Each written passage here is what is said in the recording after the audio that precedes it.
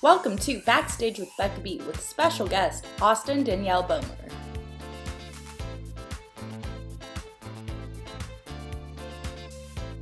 Hi everyone, and welcome to this episode of Backstage with Becca B.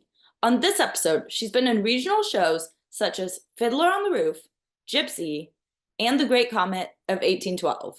She's understudied 3 roles in Days of Rage, off-Broadway, made her Broadway debut in Diana the Musical, where she was an understudy for Diana, and is currently touring North America with Wicked, where she plays Glinda. Please welcome Austen Danielle Bohmer. Hi, Becca. Good morning. Morning. So How are looking forward to you? talking with you today. I've been texting Amanda, Oh and my God. she adores you. Sweet. Yes, I love her too. Oh my I'm God. so happy this is working out.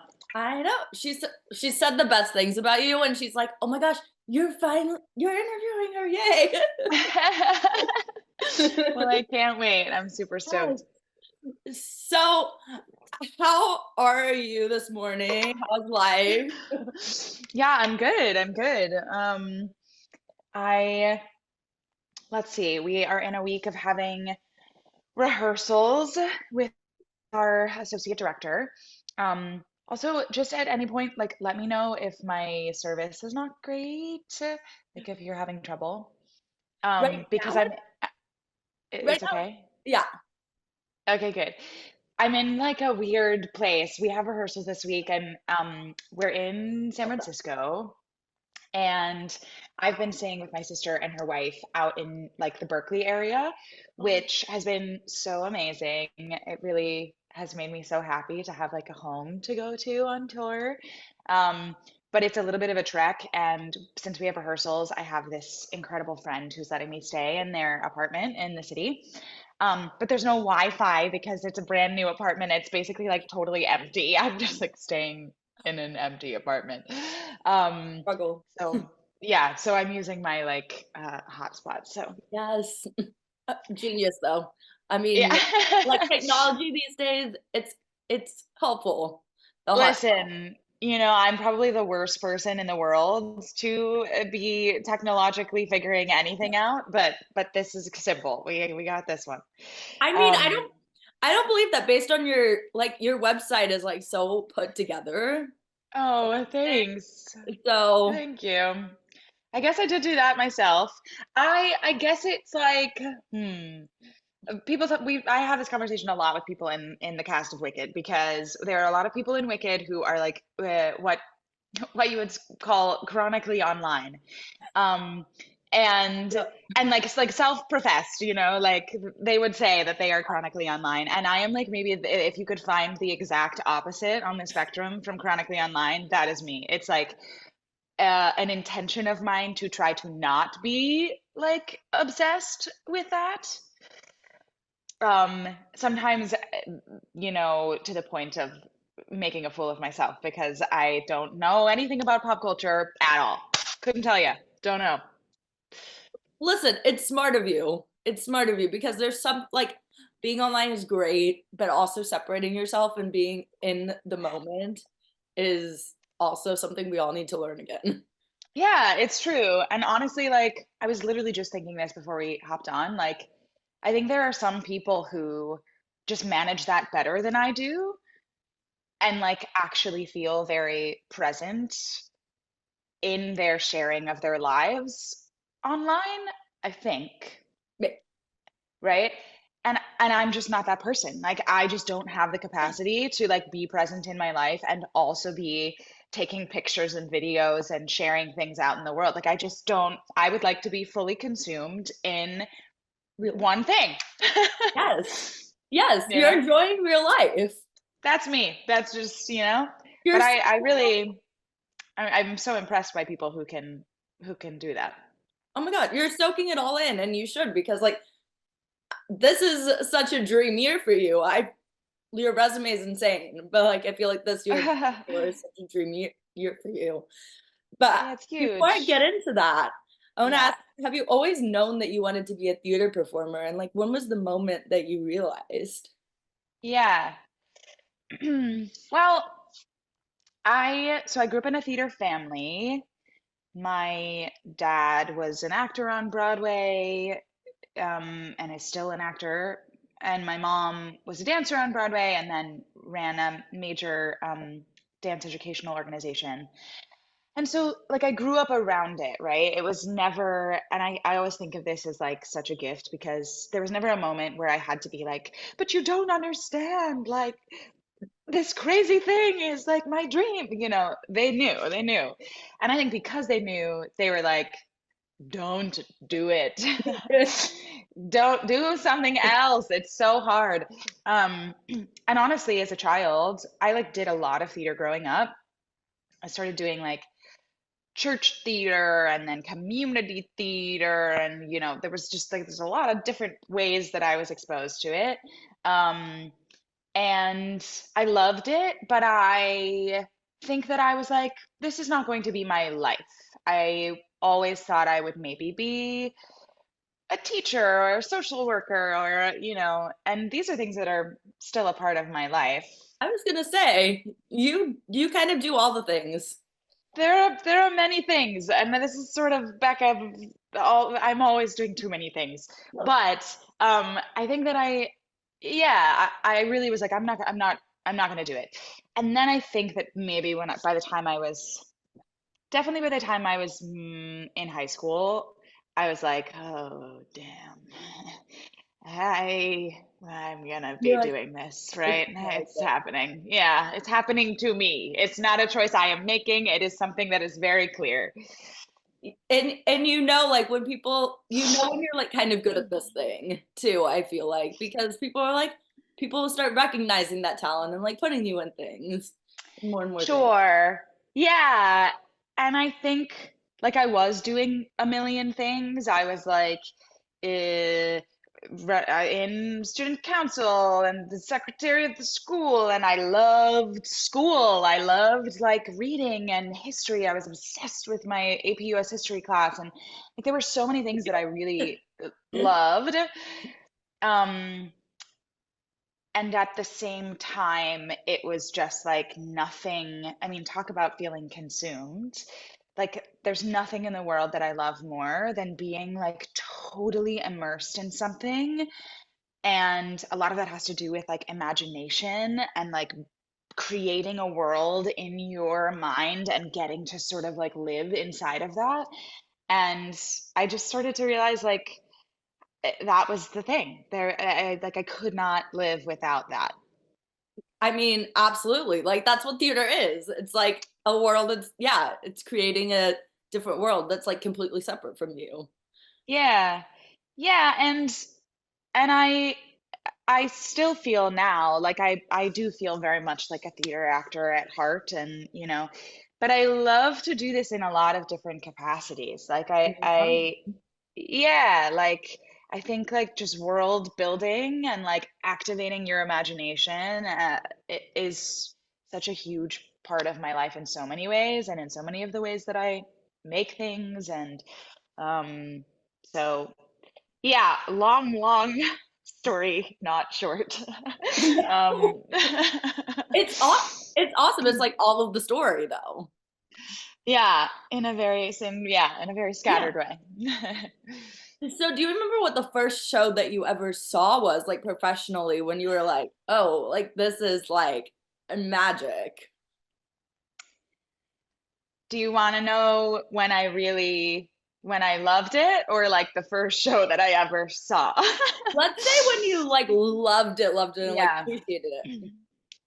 Mm, this is a hard question. I mean, I think that the first show that I saw like Beauty and the Beast and Lion King, like most of the, Yes. kids.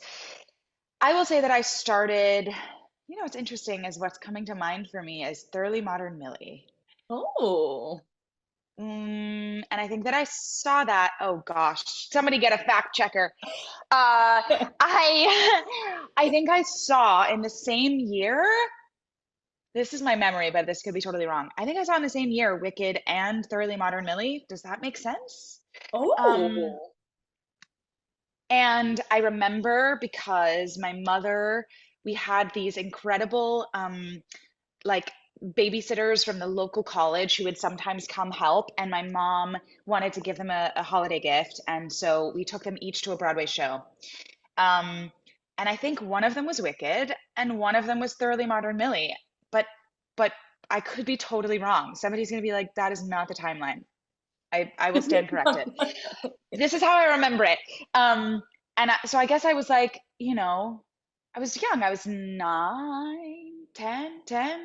Um, and I remember actually both of those shows, maybe for the first time, really feeling like, oh my, oh my God, like I really, have to do this. Like this is so magical. This thing.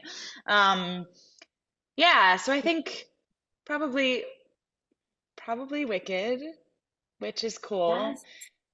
and also Thoroughly Modern Millie when I was 10 years old or something like that. Oh my, that's such a good present. Like, Right? I wow. know. Talk Yeah. like, oh my gosh. That's an Well, unbeatable present. I know, it's true. Yeah, well, my family really believes in experiential gift giving.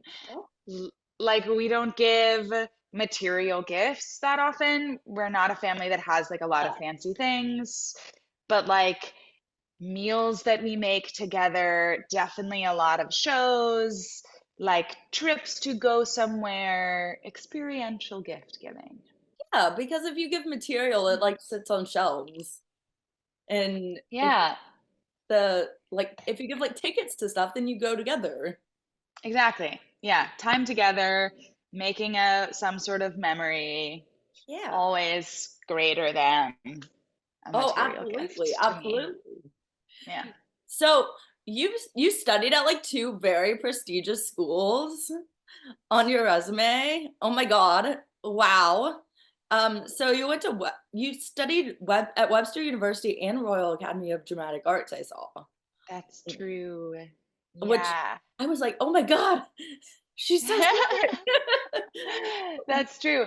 It was like a dream of mine to study Shakespeare in London. I like got this idea in my head when I was a teenager and saved up money and was able to figure out how to audition my very first year of college. And so, right after my first year at Webster, I spent the summer in London studying Shakespeare, which, yeah, sometimes I think like I was so young and I didn't even know what I was getting. Like, oftentimes I feel like, oh my gosh, I wish I was able to do it again. And at the same time, truly, lessons that I learned there come back to me all the time. And the cool thing about that is that like you can only take in what you're ready for, but there are things that you're sort of latently absorbing all the time, and like those things do come back to me, and I feel like it's an onion that's sort of slowly being unpeeled, and I still have so many things that I discover anew from my time in studying at RADA. So yeah, so I went to Webster. Started I started as a musical theater major. I could not for the life of me decide if I wanted to study musical theater or acting in college, like as if it was going to matter, you know. And it truly is like these things don't matter. Really. Musical theater combines both, definitely. It's true, it's true. Um, yeah, I think that like so often when you're that age, you feel like these decisions You're are, so young. yeah, they make or break your life, and you're like, oh, like what will I do? Musical theater or acting? And it's not to take away from like the feeling of that being like, oh, such a tough decision, but in the end, it's such a relief to me to know like it doesn't matter at all. Like you can study whatever you want to study, and you will find your path. You know, it will happen. Um, so I started as a musical theater major. When I got back from studying Shakespeare in London, I changed my major to acting. You're like, yeah, um, yeah, that makes sense. You appreciate acting when you study Shakespeare, I feel like.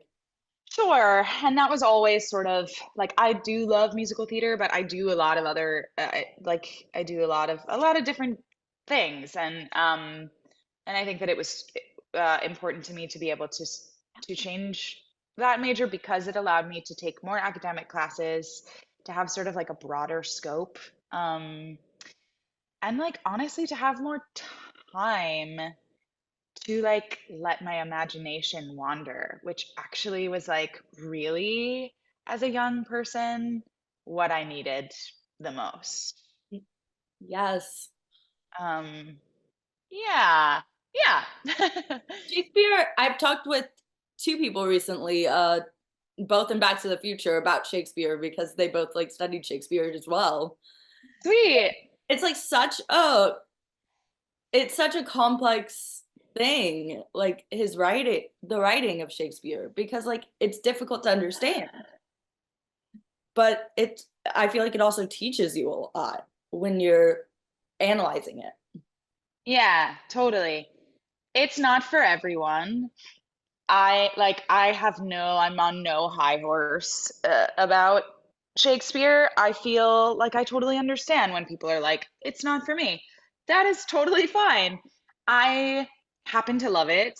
Um, I love Shakespeare um, that makes it feel really accessible to modern audiences.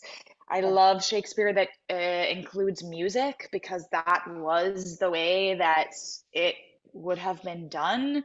Um, Which yeah, and it's an incredible training ground because really, if you are a young actor and you are training your voice and your body and learning how to use language and to analyze language. If you start with Shakespeare, where you have to truly decode everything, every single word, you have to make sure you know what it means because even if you think you know what it means, you probably don't.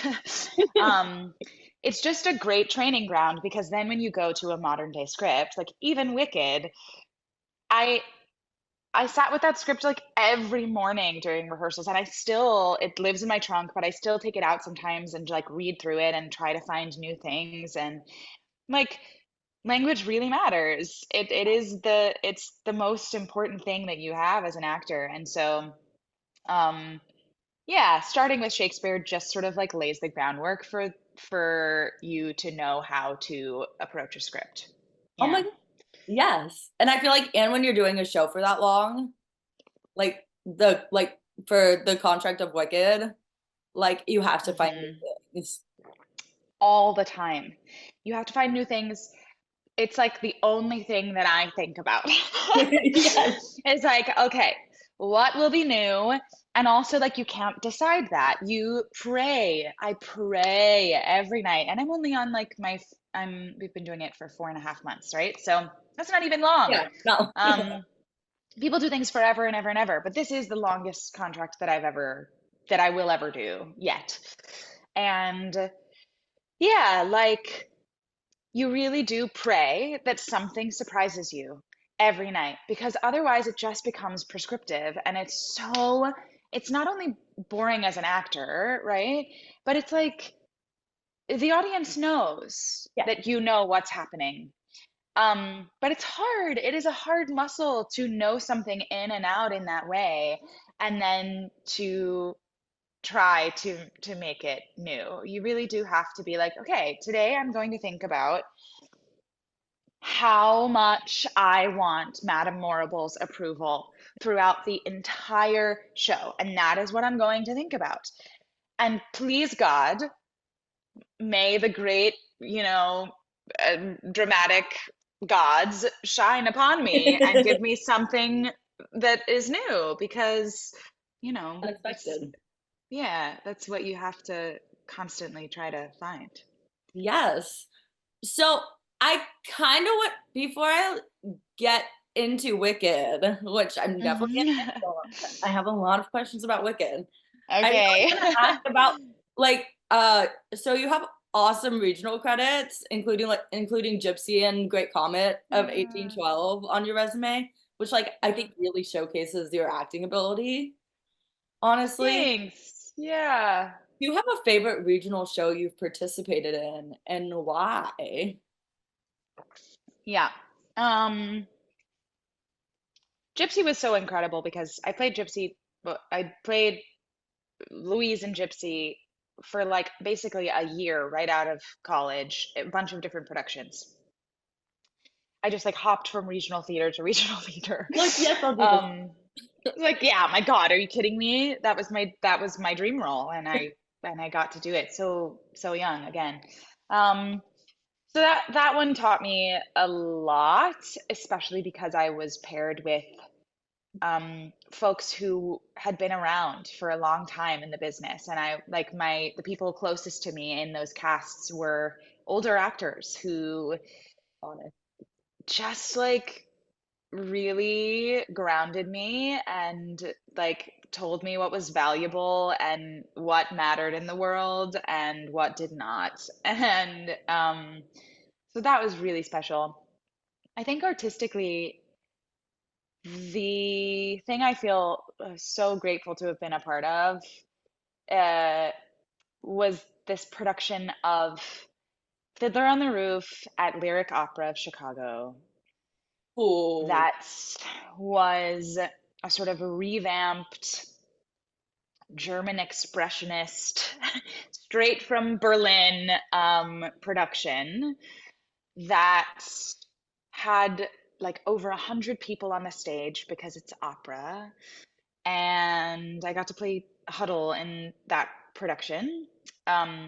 It's Barry Kosky's production. Uh, the people in that show, the the way that Barry Kosky created these imagistic, these sort of like paintings on the stage, um, uh, and yeah, that story and that show is so important to me, and to my family. And so, yeah, I think that that probably is one of my favorite things that I've ever been a part of. Everyone who was a part of it constantly like checks in with each other and is like, how did we get to do that? Like it feels like this shining little moment that just floats in the sea of time. You're like, how did that happen? Was that even real? It's really special. Well, now if I see like Fiddler tickets on sale anywhere like nearby me, I'm gonna be like, yeah, but is there is there 100-piece orchestra on stage as well? Yeah, yeah, I know. I hope that you get to see that production someday. It's really special. I feel like Barry Kosky was able to sort of like mine the show for all of its juice. Oh, Um, yeah. that sounds like something like that they do in like speaking of London, O2, like the O2 arena, kind of Mm, yeah. some like Yeah. magical production they put together there.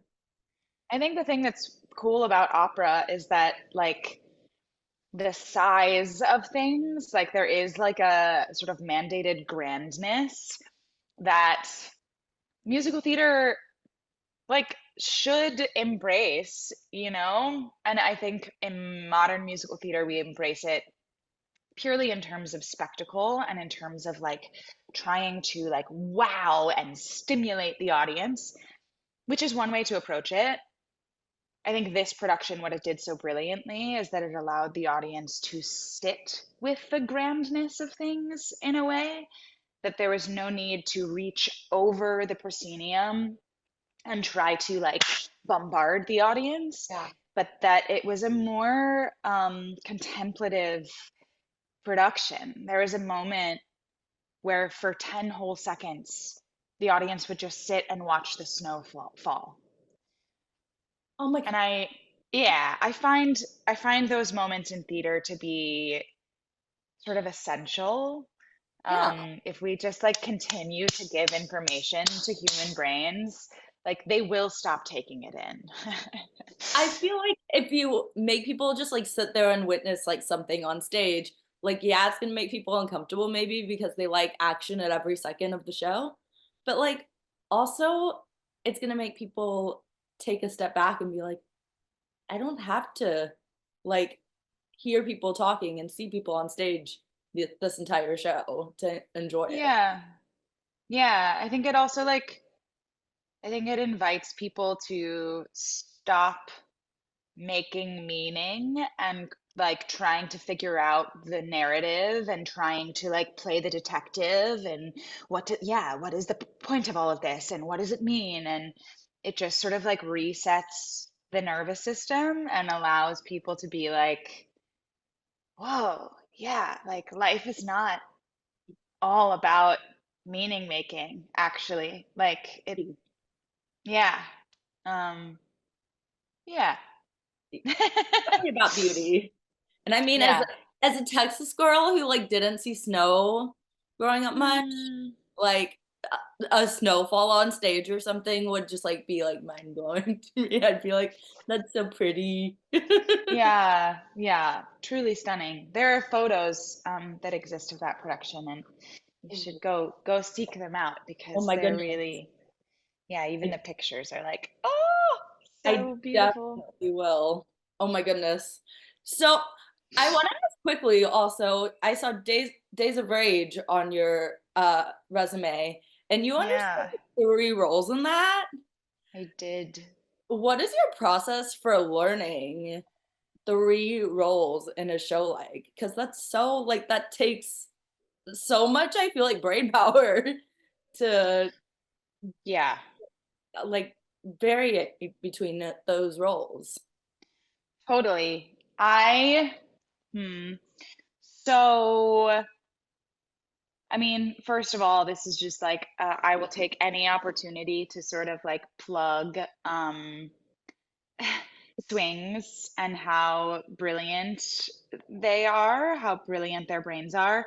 I actually don't find that this is my like strong suit. I can do it, um, but it's not where I thrive. And there are people who like really thrive in this space, and I find them to be like just the gift to the American theater. um, yeah.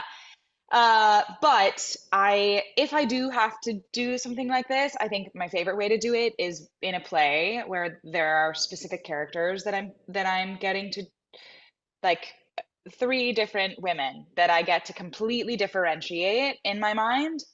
It's actually helpful because you can kind of create these like, mm, what's the metaphor here? It's like there's a little Venn diagram with three different characters, and you sort of live in the overlap between them. And so if you had a dial, you can sort of like click into one of them, right? Which is like a certain part of your brain.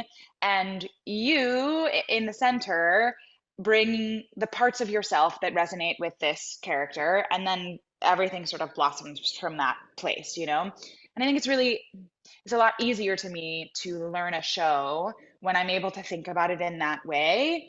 Um, Somehow learning the play just sort of it's sort of like osmosis when you can sort of think about it in terms of that weird metaphor that I just came up I with. mean, Um, yeah, yeah.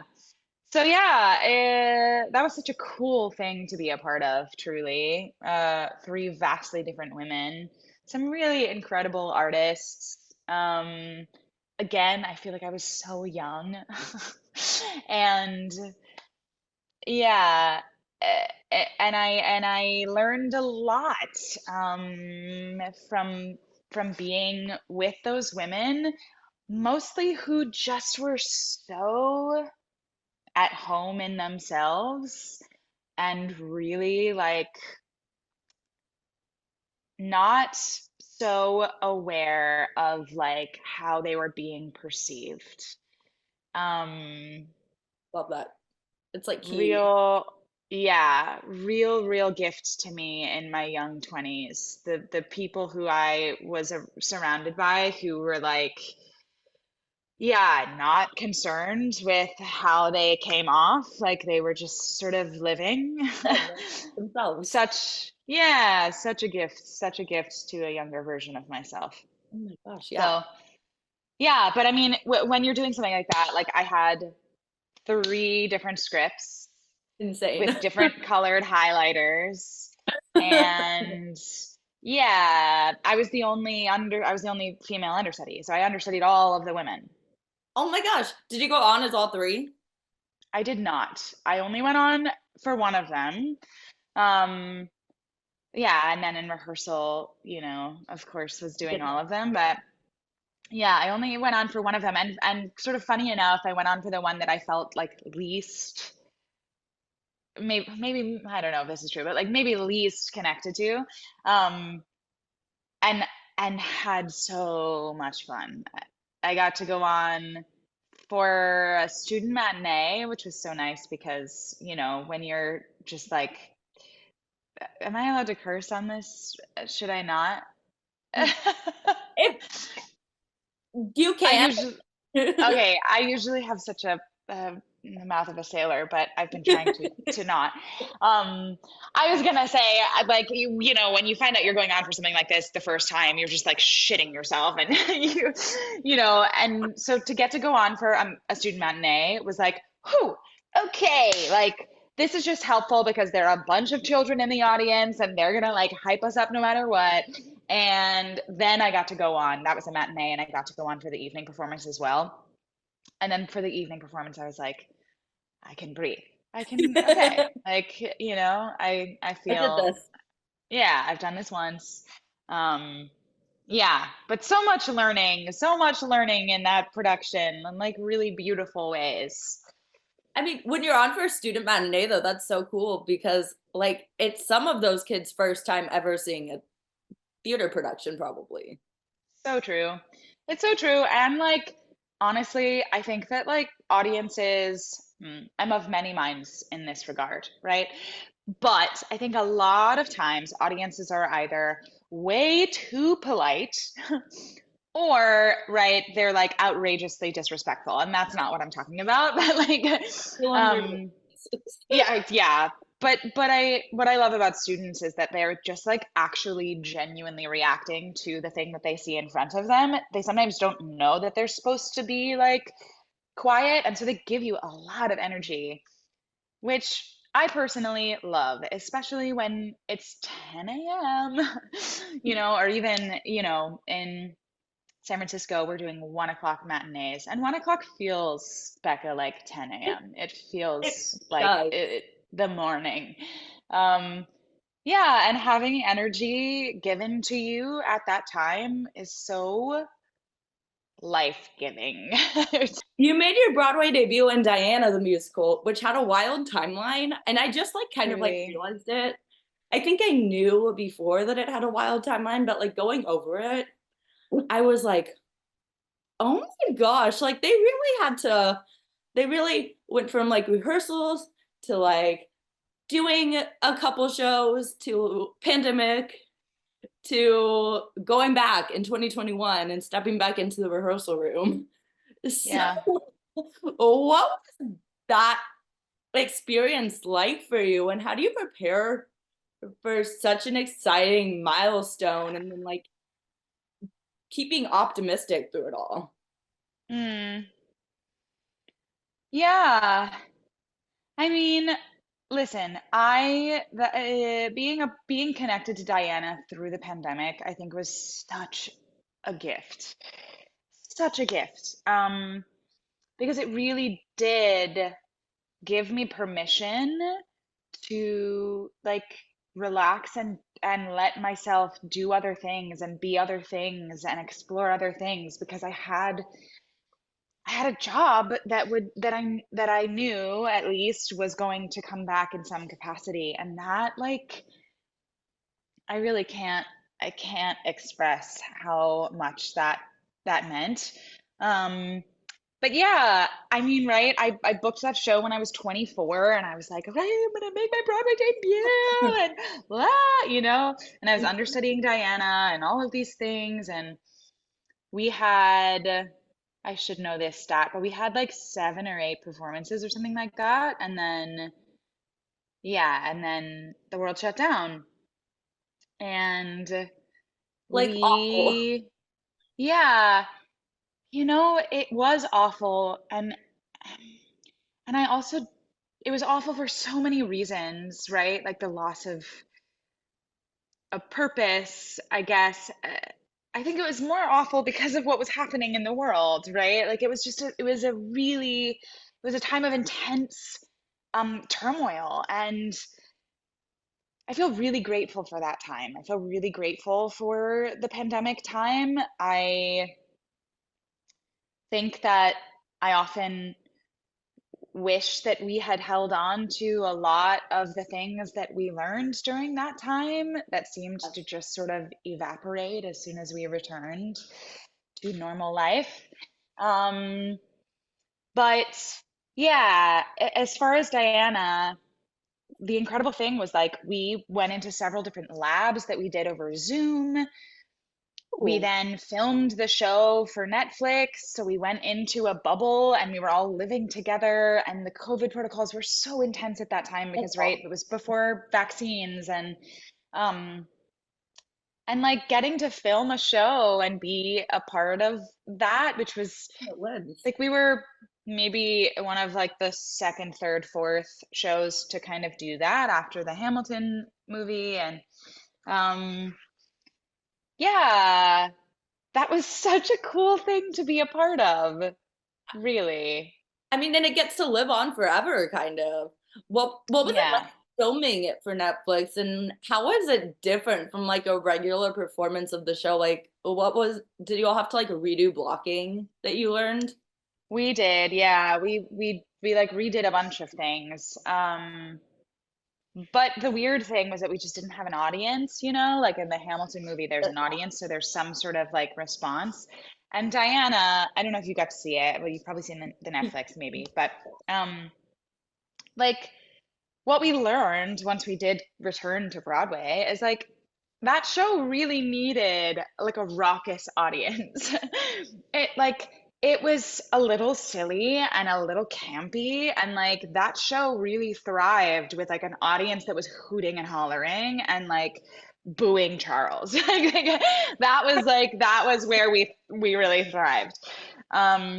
So filming it without an audience, I think was sort of a funny thing. Right? The humor doesn't have anywhere to we have nothing to play off of except for each other, which of course is plenty, but um yeah, it was written for an audience. It was written to be in front of a live audience that's interacting. So it was really cool. It was really cool. And also especially, I was in the ensemble, so much of it was just like doing these shots over and over again and like Continuity. making sure, yeah, doing that paparazzi choreography and like making sure the angle of the coats was perfect and right, all these things. It's just like a feat of like visual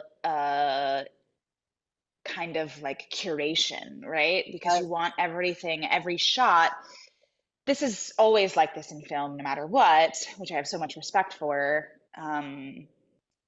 Cinematography, but like when you are also looking at it from a musical perspective and there is choreography happening and you're making sure that everything is sort of like seamlessly one thing going into the next. Um, yeah, it's a whole other layer, and I have a lot of respect for people who make dance, film, movie, musicals who are sort of, taking that on in another way. The editing, Yeah. like, Yeah, yeah. but also this, but also the cinematographer, because like they've got to make sure it's good for the editing team. Like, gee, and you all, Yeah. like, you have to. Yeah. This is where I was in the last shot, so Right. Right. Yeah, it's an interesting thing. It's an interesting thing to see where two mediums can kind of meet, talk about a Venn diagram. It's like, yeah, okay, these are things that are actually very, very separate, but like where do they cross over and how does one influence the other? And it was cool. It was Yeah. really cool. And now it gets to live forever. So people get to see it over and over again or see it Yes, for if the first time yeah, on it's Netflix. true. Yeah, Like, people can watch the Princess Diana musical as many times as they want to. hopefully, maybe we'll get a version with the live audience someday. And get to see Yeah, it manifest. yeah, perhaps. I think we got a lot of juice out of the Princess Diana musical. Oh, I do. I think we did. And it was devastating at the time when we returned to Broadway and we closed so soon, of course, because we had been attached to it for so long. And these people, like we really cared about it and we loved each other. And we had also gone through a lot of sort of political and social growth as a company, and had really, you know, learned how to take care of each other. And so I think the loss of our job and of the show also felt like a loss of each other, and that was really sad. But when I think about it, I feel like we got I feel like we got a lot of juice out of that show with the, over a really hard period of time. I feel very, very grateful for that. I mean, and not to mention, like you all had a solid fan base too. I feel like Yo, those fans were nuts, man, in the best way. Woo! It I was, yeah, repeats. cult I feel following. like in that short time, a lot of repeat audience members. Like primarily repeat audience members. I It mean, was like the same 100 people coming to see the you're like, oh, show. hey. Yeah, yeah. Truly a fan. But thank God for them, you know? Truly a fan. Uh, So I want to talk Wicked. yeah. So you're currently on the Wicked National Tour, which is like a bucket list for like I feel like every theater performer. So Yeah. It's very what was special. you're playing Glinda, and what was your audition process like for Glinda on the tour? Yeah. It was pretty quick, honestly, which is kind of funny to me. Um, I got the appointment and Becca, like I never would imagine that I would never would have imagined that I would be playing Glinda in Wicked. It's not like I never ever would have imagined it. But I got the appointment and I remember I was looking at the email on my phone and I was lying on my bed and I actually remember like sitting up and being like, "Huh, You're like, I have no idea if this is going to happen. I have no idea if if what I might bring to this will be of any interest to anybody, but I feel like really excited about taking a crack at this. Like I think this might actually be really fun." And I had not listened to the music or seen the show since I was like a kid, you know? So oh, it's not like I was like steeping myself in it. I was not working on the material. I didn't like, I had a really new kind of like I had fresh eyes on the material, which was cool. And I didn't go back and look at YouTube videos and whatever. I like love that. just treated it like it was totally new, like I had never seen the material in my life. And I had a conversation with my agents and they were like, let's see like if they go for this, you're doing something very different and we'll see. Um and so I made a tape. It was just one tape and then it was a final callback. That was it. It was Oh my God. just that was it. There was no like a real proper evolution. It was like I made the tape and then there was a final callback with the creatives and yeah, I had so much fun working on the material. I actually didn't know how it would feel because it's so beloved. You can often feel like there's a lot of pressure to do it a certain way, or um, and I had a lot of conversations with my agents, and just was like, this actually this actually seems really fun to me. It seems like it could be an incredible gift. I don't know. I am surprised and shocked that this is seems to be aligning, but I'm like overjoyed. I can't believe how fun this feels right now. Well, and I feel like noticing like the past couple of Glindas, I haven't seen your Glinda yet, and I'm excited to, but the past couple of Glindas, like I feel like have just like brought something completely new to the table, which is Yeah. so important for a long running show because there's people who have come to see the show 200 times and are still coming back. So Yeah. having that fresh perspective is so important. Yeah, I think it's true. I think that I like witness the creatives, right? There's a movie coming out and there's, right, the show's been around for so long and I actually this whole company on the tour, I think we're all like a little, like slightly in some way, maybe non-traditional casting for the roles that we're playing. And it does bring a kind of freshness that I think most people are really into. There are also people who are like, this is not the soundtrack that I know and love. And that's also valid, right?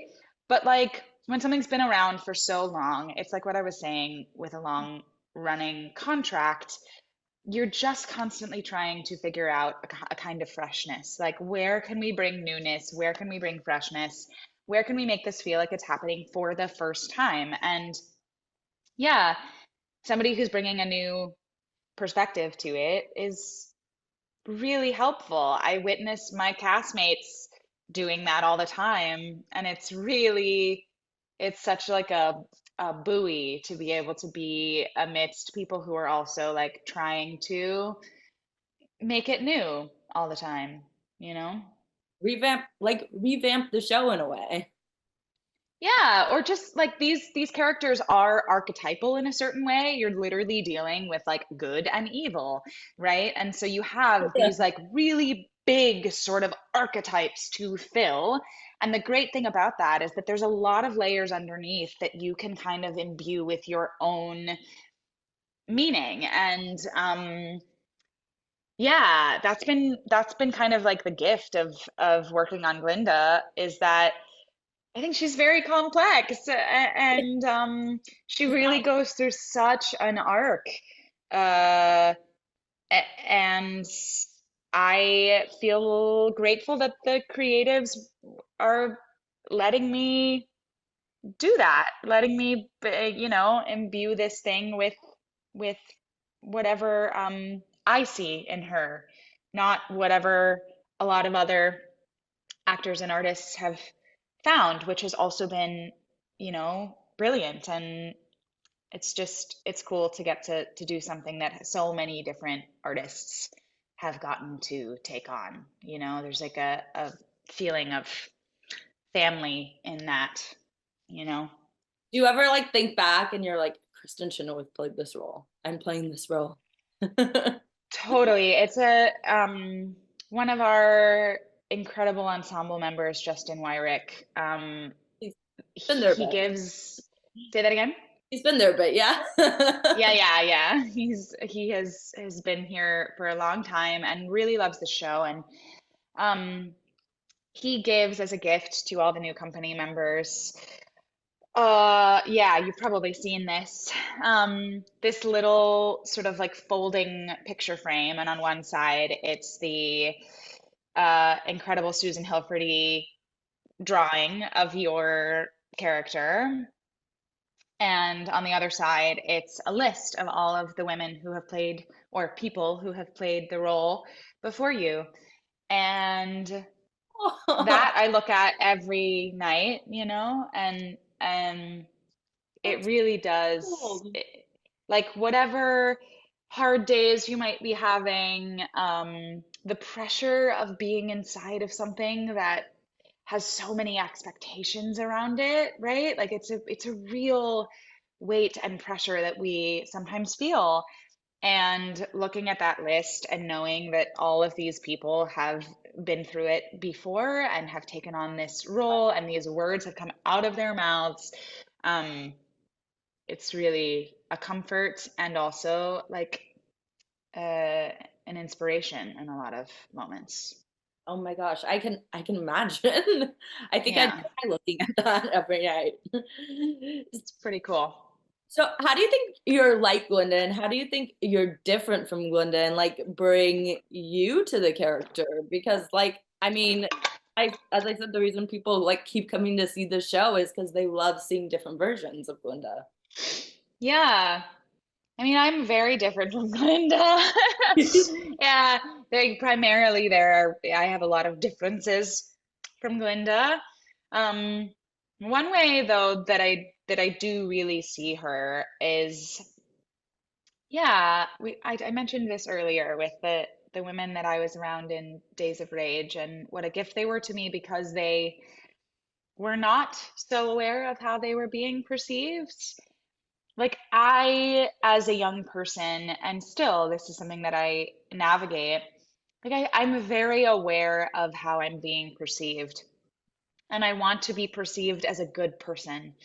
Um, and that is, while that is a great thing because I hope that I show up in the world as a good person because of it, uh, it can also really be it can be a weight, right? And I think that what I see in Glinda is that she is very aware of how she's perceived. Um, she's very aware of how she looks and how she's influencing people, and all of this really matters to her. It matters so much that it sometimes like clouds her ability to actually see what's going on in a given moment because she's sort of living in this fantasy in her head. Oh, um, so that's something that I'm constantly navigating with her is like, yes, she does come off as like confident and bubbly and funny and right, all these things that we want and need Glinda to be. And underneath that, I think that she is constantly navigating um like people's eyes on her. yes. Which is something that I understand and I'm constantly trying to like rid myself of. And so a lot of Glinda's journey has to do with that for me. Um, but yeah, I don't know, ways that we're different. So many. I think that we have very different energies, Glinda and I. I'm gregarious in a certain way, but I am a lot more contemplative.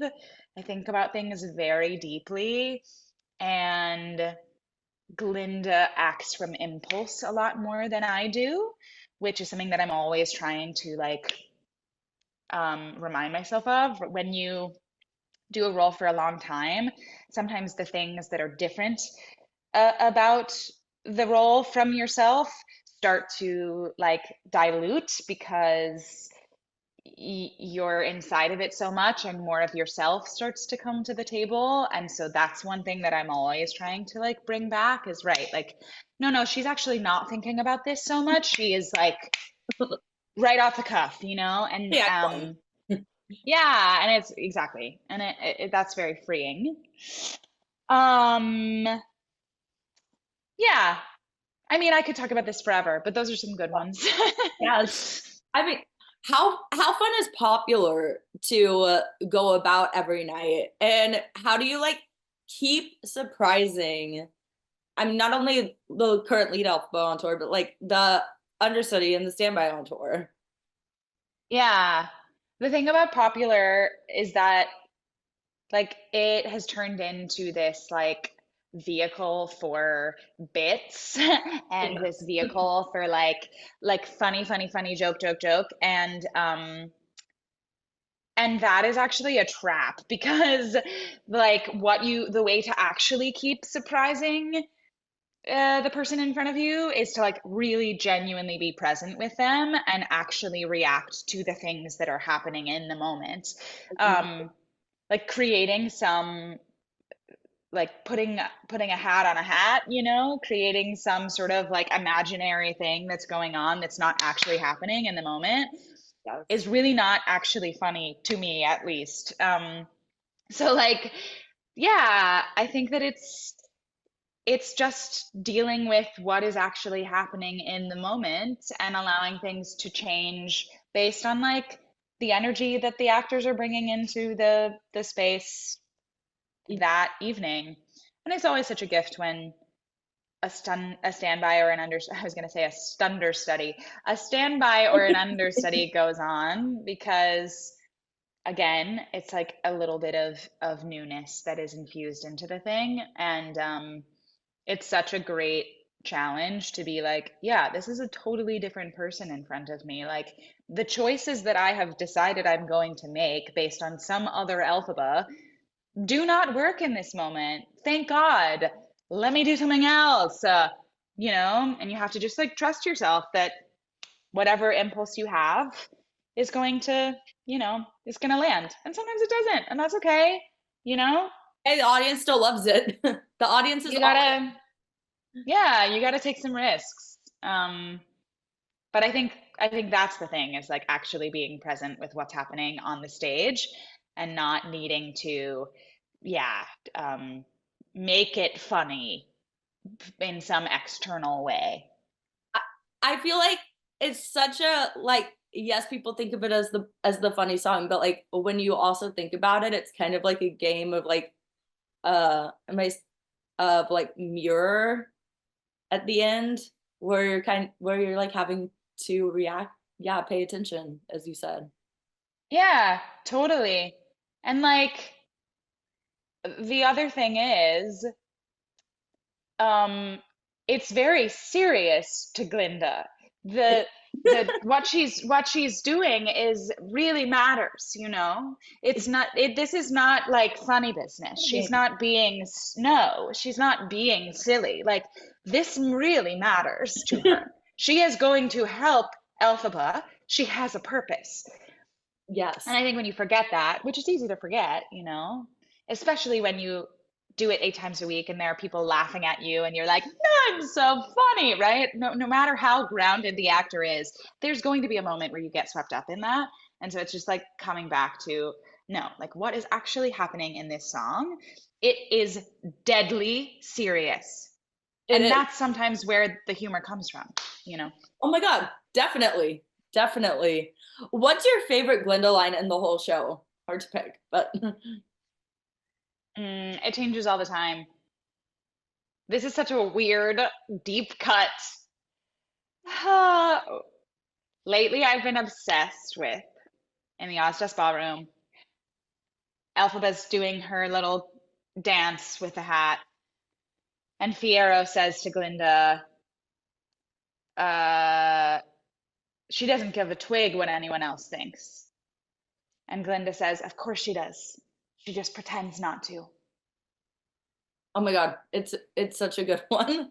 And it's It's such a such a good one. like bawling as an audience member. Yeah, it's such a good one because I think it's also really revealing about Glinda. Glinda understands, yeah. Of course she does. Of course she cares about what people think. She just pretends not to. And it's kind of like maybe Glinda feels the same way a little bit, Absolutely. or It's a like the lot of it. first, yeah, Yeah. it's the first moment of, and she also looks at this person who's like making a fool of herself and she's like, I would never do that. Like I Because would never let myself do that.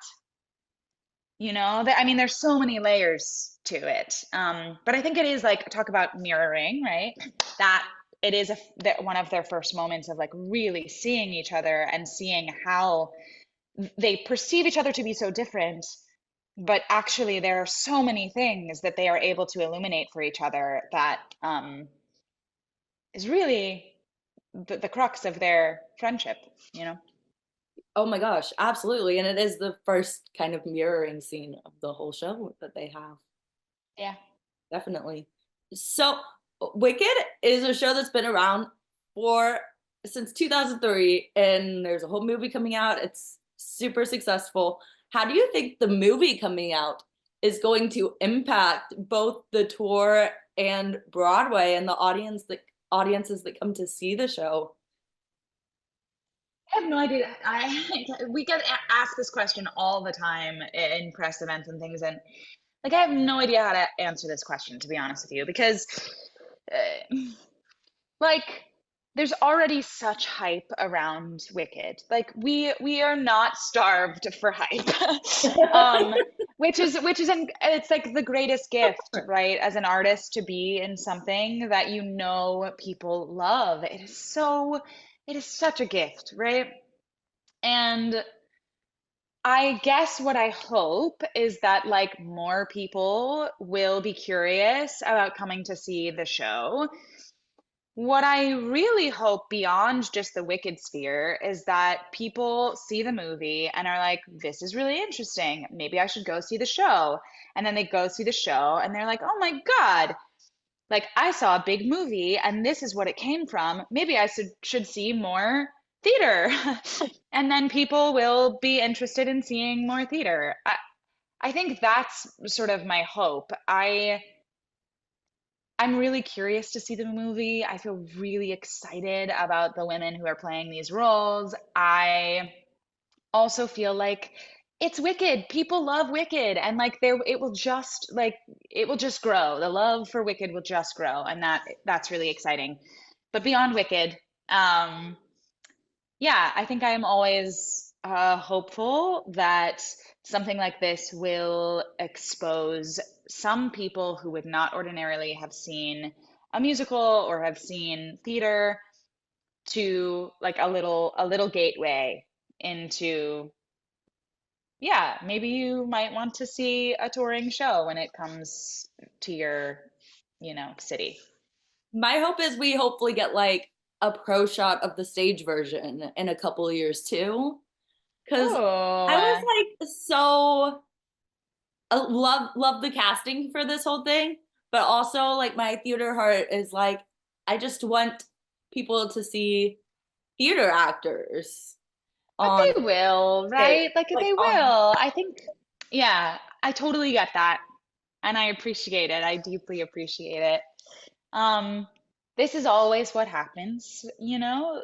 Um, so it was no surprise to me. Like this is exactly what I would have expected. Um, and I feel like fine. Like if these names and this telling of the story is going to get people to come see the show, then I'm thrilled. I really do. I feel thrilled about that. You have to recognize that we live in a time of influence and like everything is about the influence of people, right? And so like this movie will have more influence because of the way that it is being made.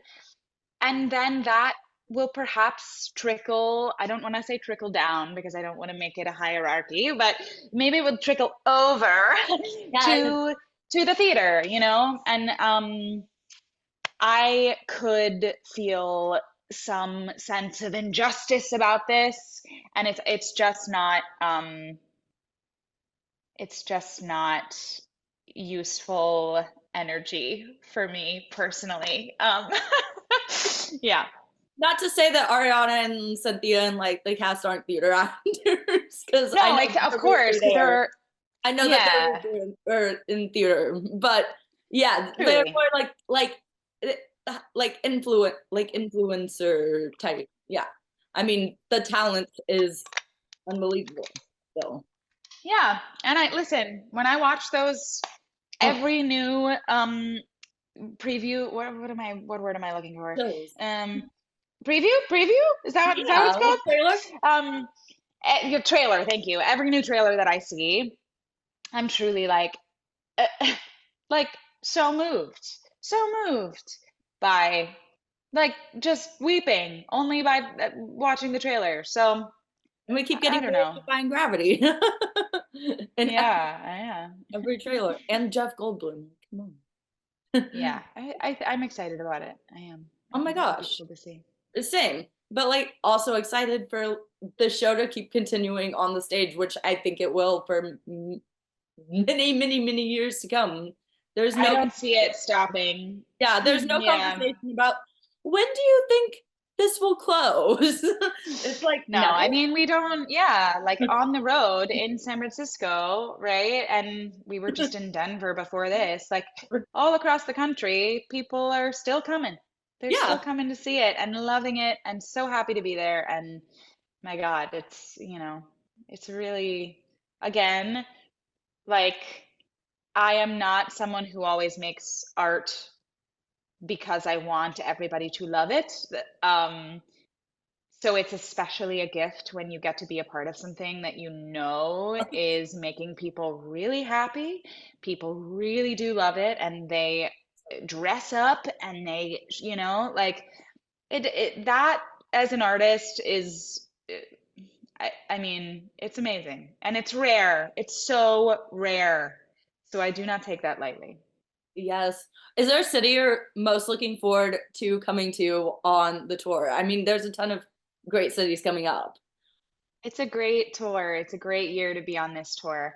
I loved Toronto really deeply. It was the beginning of summer. I was living like a 20-minute bike ride away from the theater, so I sort of like had this little built-in commute, which I loved. And I was at the beach all the time and dancing, and it was like very like flirty start to summer vibes. So Toronto was a highlight so far. I'm loving San Francisco because I get to live with family, and I love this city. I think I would live here if I didn't have to be other places.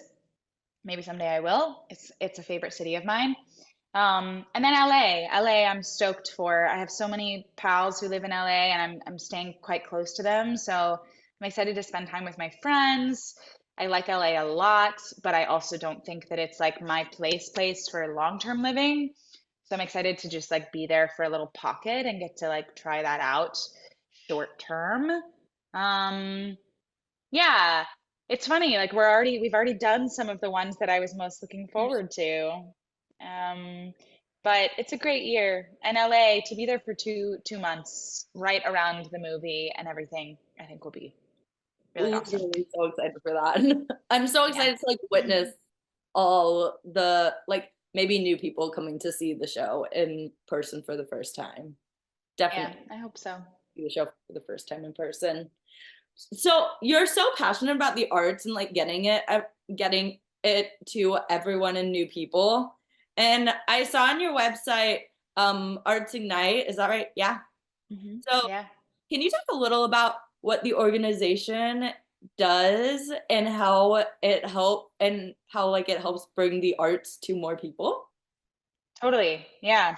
So Arts Ignite, formerly A Step, was started by some students at Juilliard and Mary Mitchell Campbell, who is an incredible, impeccable music director, Broadway music director.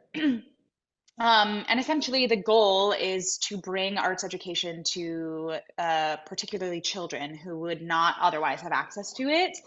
Um, as a means of envisioning new futures, right? So, like the idea that the arts ignite your imagination and literally, like, um, get your brain firing in ways that allow you to imagine possibilities for yourself that you might not have seen before. And when working with populations who are under-resourced, it's really powerful stuff to be able to imagine a way out of the situation that you are in. Um, So it's not the arts as a means of like, let's create the next generation of phenomenal Broadway actors. Not that that's not important, but that's just not what Arts Ignite does. It's more in terms of like using the arts as um, many, many different types of tools to grow and change and be a better human and imagine a better, brighter life for yourself. Um, so yeah, I've worked with Arts Ignite since I was 16 years old. So I just had a birthday. That's like, 12-ish years now that I've been working with this organization.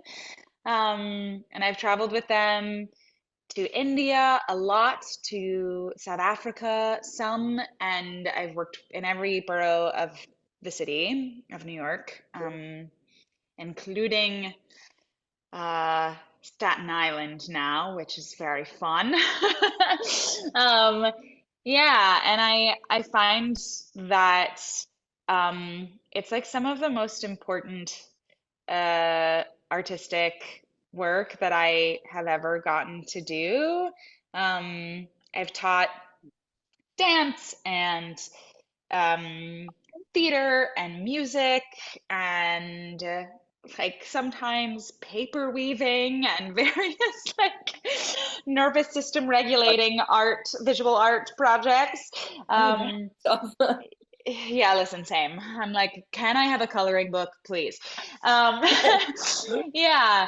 And it's oftentimes I work more as a facilitator, so I'll sort of like walk into a room and take the temperature and see what is needed, and then we will make a piece of art that didn't exist before.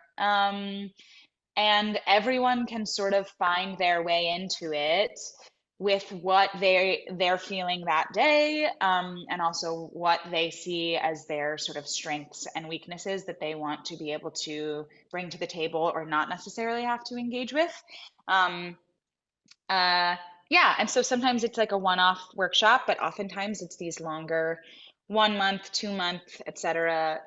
Stays living with a community and So co-living, trying to figure out like yeah, who these people are, what they want and dream of, and how to make a piece of art that makes them feel seen and also sometimes just like serves as an escape.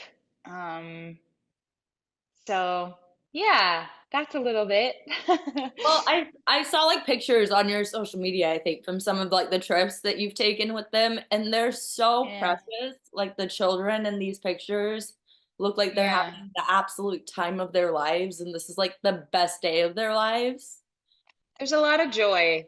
There's that like that I think is one of the main points is like how can we get everyone to not be so in their conscious minds and like just be silly and be free and experience like as much joy as possible. Especially with the younger kiddos. Like, I mean, it's with everyone, but that's that's a huge part of it, right? It's just like communal joy, explosive communal joy. Yes, it's something that sounds so simple, but like these kids might not get every day of their lives, Yeah, yeah, which is totally. amazing. Can people like help um this organization continue what they do, and how can they do that? Totally, yeah. I mean, Arts Ignite accepts donations all the time. So all you have to do is go to, I think it's artsignite.org/donate. I think I'm Well, pulling that.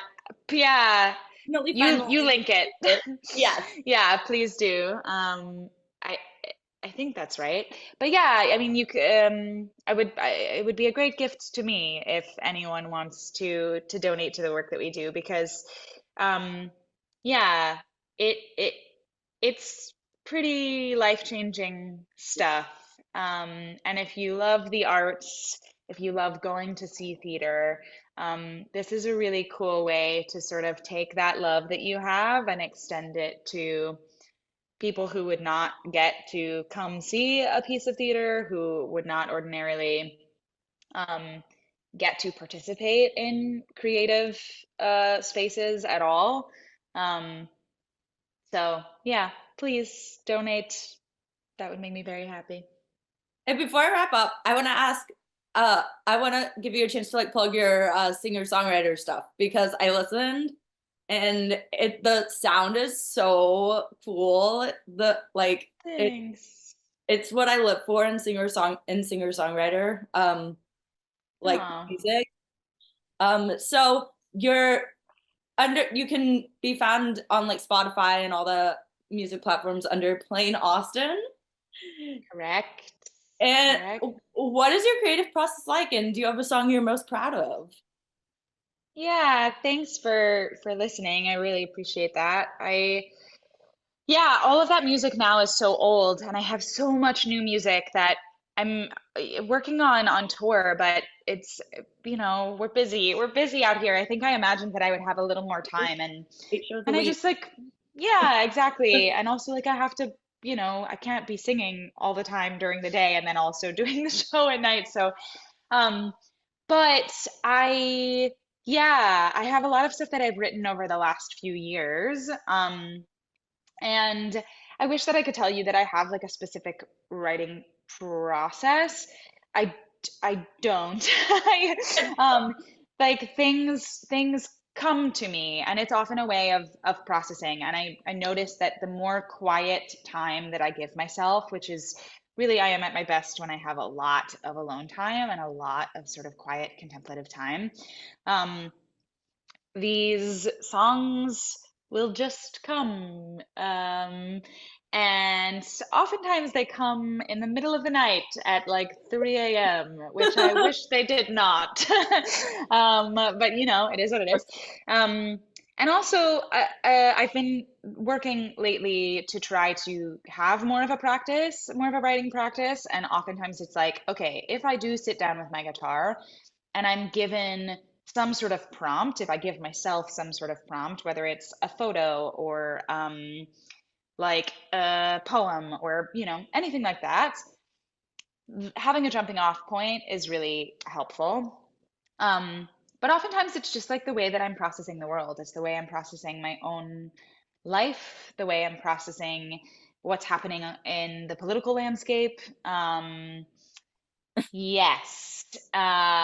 So that's sort of like my general process. And then I also really love the like production side of things. I'm very new and I love more of a sort of like homemade sound. That's the stuff that I'm mostly attracted to. So I love the first record that I released, which is old now. Um, but I made it all in like my childhood bedroom, and a lot of the sounds and things are like, me with the microphone, like making footsteps, or like I had like lentils in a jar that I would like pick up and then I would distort the sound. And I don't know, I don't really know what I'm doing, which is fun. It's like, it's a it's very playful to me, I'm and an exercise in not being such a perfectionist. Oh my God, I'm so impressed that you like that you self-produced this stuff because like it does give homemade vibes, but like in the best way. Like it sounds so professional too. Thanks. Thanks. Well, I did have a lot of friends who came and played and would put down parts and helped me with certain orchestrations. And the main thing also is that I have an incredible mixer, an engineer. Her name is Angie Teo, and she's really just always the person that I want to work with because she so gets what I'm interested in and what I'm doing, and she's like a masterful engineer, and so that's also why it sounds professional and not like I just like you know it came out of my dreams. But yeah.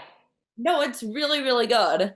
It kind of gives me, I'm like really into a couple of singer-songwriters, and it kind of gives me like those vibes of those singer-songwriters. So, so Thanks, good. Becca. I So good. appreciate it. So, where can people follow you on social media to keep up with what you're doing, to keep up with the tour, and like everything? Yeah, yeah. I mean, you can follow me on Instagram. It's Plain Austen. Um, yeah, and then also like I have a website. You can send me an email there.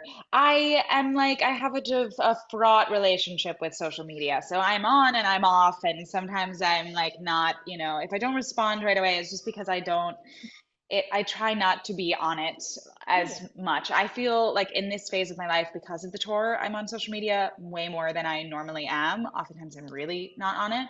Um, but that comes and goes. But I do love to like take film photos and share little snippets of things. And there's never going to be a consistent social media presence. I just can never promise that. But yeah, follow me on Instagram, Plain Austen. And then also like if you ever have a question or want to connect, you can also send me an email. I love an email. And I will link everything in the description and in the lower thirds. And do you have anything else that you'd want to promote that I didn't get to, or do you just want to tell people to come see Wicked on tour? I don't know. I don't think so. Yeah, come see Wicked on tour. Go read a book. Get off your phone. Go sit in a coffee shop and look up and talk to a stranger around you. Take a walk with no earbuds in and see where your mind wanders. Those are the things I want to promote. Love that, love that. I did a lot of the walking with the no earbuds in during the pandemic. I feel like around my Yeah. neighborhood, and you notice so Mm. many like smells in there and stuff and Yeah, sound. bring it back, Becca. Bring it back. That seems So like something we need to bring back to post-pandemic life, huh? it's so like important. Like Yeah, seriously. man. I know, but it's hard, right? Like there are so many things that are so many stimuli all the time in the world, and it's hard to just sit with your thoughts. It is actually, I understand, like I feel that it is challenging, and also I'm just like always trying to do it anyway. Yeah. Sometimes I succeed and sometimes I do not. But, if I'm going to promote anything and I don't really want to promote anything, it's going to be go take a walk in silence. Yes. Life. Like enjoy life. Yeah. Thank you so much for joining me today and chatting. I had such a blast listening to you and your passion for the arts, and it shows Mm, when you like read everything that you've done on your website. So, thank you so much yeah. for all you're doing to spread joy and to help people enjoy the arts. Oh, well, thanks for having me, Becca. It's been really nice to talk to you. Thanks for watching this episode of Backstage with Becca B. You can follow me on Twitter and Instagram at Becca B Talks TV. Or for more exclusive content from this interview and more, you can follow me on Instagram and Facebook at Backstage with Becca B. Make sure to subscribe to my channel and like this video. Or if you're listening on Apple Podcasts, go ahead and give me a 5-star rating. Thanks for tuning in, and I'll see you guys next time.